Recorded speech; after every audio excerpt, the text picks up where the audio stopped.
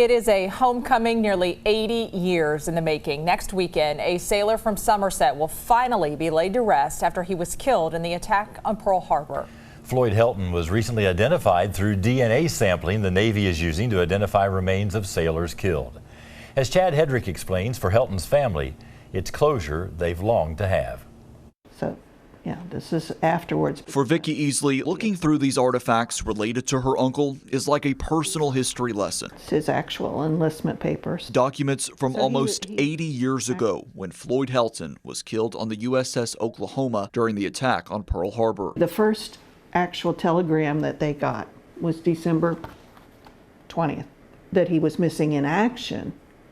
And then later they got another telegram saying that he was presumed killed. For 8 decades, Floyd's family never had any closure for the 18-year-old who was from Somerset. There's copies of letters that his mother wrote, an aunt on his mother's side, begging for information. One of them even wrote President Roosevelt, and she apologizes for taking up his valuable time. No grave, no headstone. Vicki once took her mother, Floyd's sister, to the memorial in Oklahoma City, an emotional moment to see her brother's name etched in stone. But about a year ago, thanks to DNA testing, the Navy was able to identify Floyd's remains and give Vicki's mother the closure she and her family had longed for. She was just beside herself.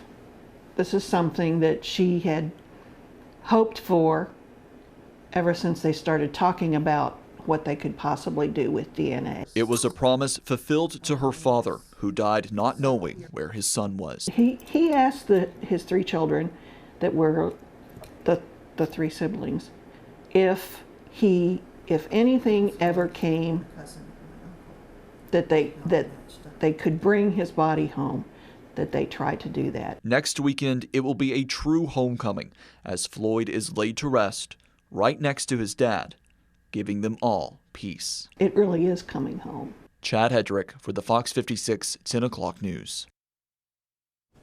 More than 300 sailors from the USS Oklahoma have been identified through DNA testing. That includes a few other sailors who were from Kentucky.